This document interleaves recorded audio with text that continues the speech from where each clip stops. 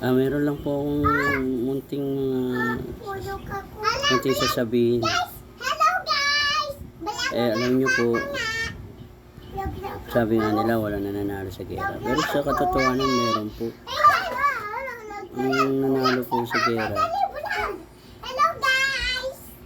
ay ang ating kalayaan, ang pagiging panalo natin sa gera, ang ating pagiging demokrasya, ating bansang Pilipinas. Yan po ay pinanalo nila Andres Bonifacio, Jose Rizal, Marcelo H. del Pilar, Gregorio del Pilar, Juan Luna. Lahat po yan, binuwis nilang buhay nila. Nanalo yung pinaglalaban na maging malaya tayo sa Kastila noon. Pero ngayon, may panibagong nagbabanta na gera na sabi kung mananalo. Walang matatalo talaga tayo pag pinabayaan natin ang China na manalo sila. Tandaan nyo ang China, komunista, kalaban talaga ng demokrasya. Po tayo matakot dahil ang demokrasya. Kakampi ang Diyos. Ang komunista, hindi naniniwala sa Diyos. Mga demonyo yan sila eh. Puro kasinungalingan ang propaganda nila.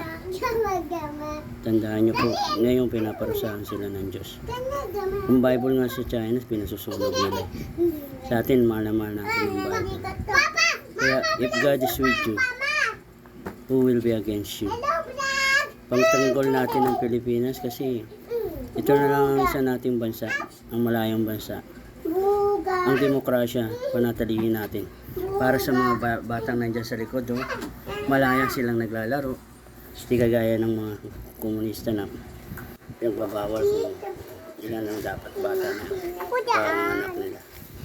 Tandaan nyo, may panalo po sa gera. Ang gera na ipapanalo natin yung kalayaan at kayamanan ng Pilipinas. Di tayo pababayaan ng Diyos. Mapagmahal ang Pilipinas sa Diyos. Kaya kung sino man ang kalaban ng Diyos, kung sino man ang kalaban ng Pilipinas, magiging kalaban ng Diyos. Paparusahan ng Diyos yan, gaya ngayon.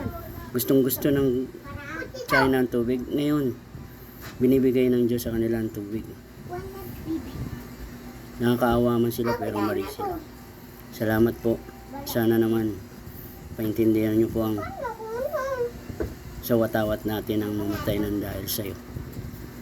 Pagtanggol natin ng Pilipinas ulit gaya ng ginawa ni Jose Rizal, Andres Bonifacio at iba pang bayani na nagbuwis ng buhay na nanalo sila sa digmaang ito na hanggang ngayon tinatamasan ng ating bansang Pilipinas. Mabuhay ang Pilipinas, mabuhay ang Pilipino, at God bless our soul. Hello!